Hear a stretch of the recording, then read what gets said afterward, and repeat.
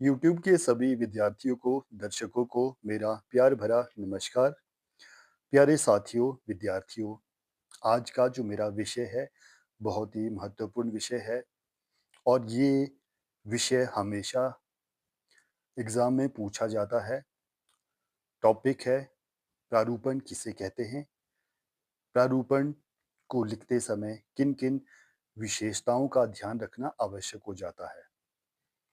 तो इस विषय पर विस्तार पूर्वक जानने से पहले सबसे पहले आप मेरे चैनल को सब्सक्राइब कीजिए ताकि आपके जो हिंदी विषय से संबंधित संशय है, वो आप दूसरी वीडियो को देखकर दूर कर सकें। तो शुरू करते हैं आज के वीडियो को। प्रारूपण किसे कहते हैं? प्रारूपण भी सरकारी और गैर सरकारी कार्यालयों में प्रयोग में लाया जाने वाला एक प्रकार का पत्र व्यवहार है, अर्थात पत्राचार का एक माध्यम है।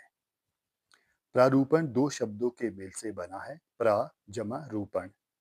प्रा का अर्थ है पहला और रूपण का अर्थ है आकार, अर्थात पहला आकार, पहला रूप, पहला प्रारूप।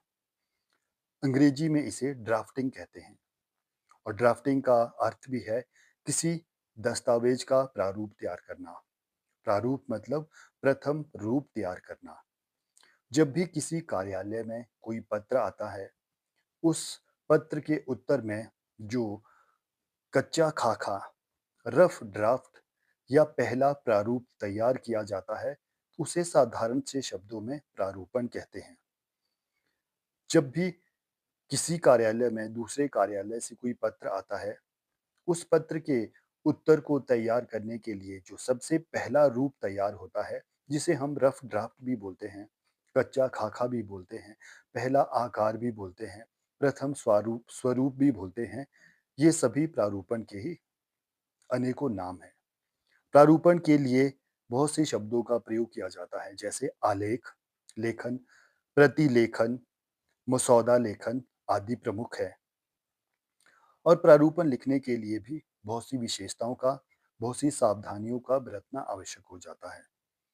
वर्तमान समय में प्रारूपण की मांग भी नोटिंग की तरह दिन प्रतिदिन बढ़ती जा रही है, क्योंकि जब भी किसी पत्र का उत्तर तैयार करना होता है, तो उसके जो उत्तर का आखिरी जो स्वरूप होता है, वहाँ तक पहुँचने के लिए प्रारूपण का ही सहारा लेना पड़ता है, क्योंकि पहली ही रूप में हम किसी भी पत्र के उत्तर को फाइनल नहीं करते।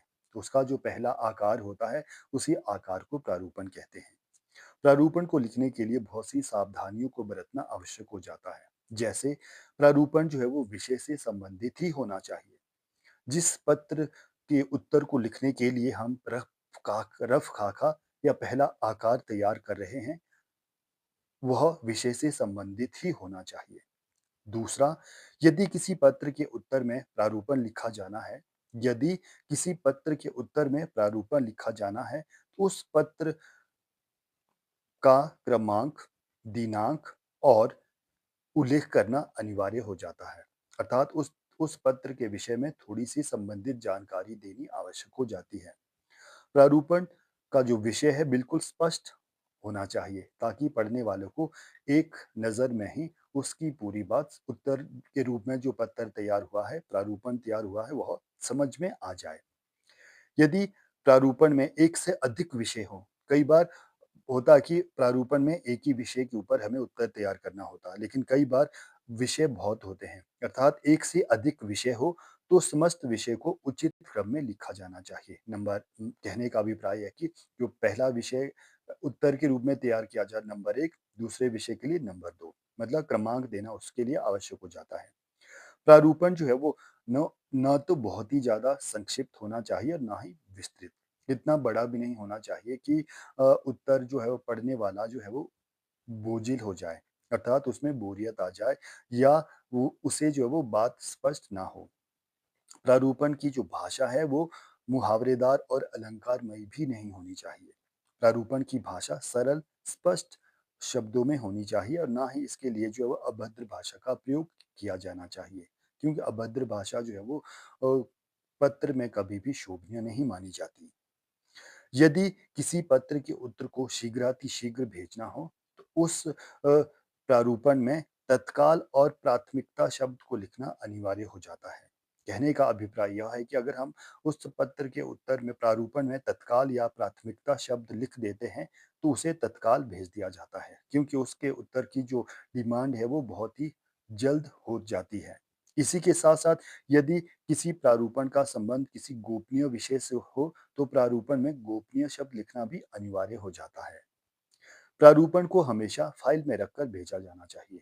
प्रारूपण जो है वो सीधा कागज़ को पर तैयार करके नहीं दिया जाना चाहिए, बल्कि इसके लिए एक फाइल कवर होती है, उसे फाइल कवर में ही भेजा जाना चाहिए। प्रारूपण लिखने के लिए बहुत ही उपयुक्त और आकर्षक शैली होनी चाहिए, ताकि प्रारूपण की भाषा जो है वो प्रभावशाली बन सके और प्रारूपण पढ़ने वाला जो है वो उस विषय से प्रभावित भी हो सके, जिस विषय से संबंधित जानकारी मांगी गई है। कहने का अभिप्राय यह है कि प्रारूपण जो है वो वर्तमान समय में सभी सरकारी, गैर सरकारी कार्यालय में प्रयोग में लाया जाने वाला एक प्रकार का पत्र व्यवहार है। लेकिन प्रारूपण को पत्र व्यवहार है, लेकिन पत्र के आखिरी स्वरूप को तैयार करने तक का जो सफर होता है, वो प्रारूपण के द्वारा ही तय होता है। कहने का अभिप्राय यह है कि प्रारूपण अर्थात पहला रूप। जब भी किसी पत्र के उत्तर को तैयार करने के लिए रफ ड्राफ्ट या पहला रूप तैयार किया जाता है, उसे हम प्रारूपण कहते हैं। मुझे उम्मीद है आपको ये विषय समझ आ गया होगा।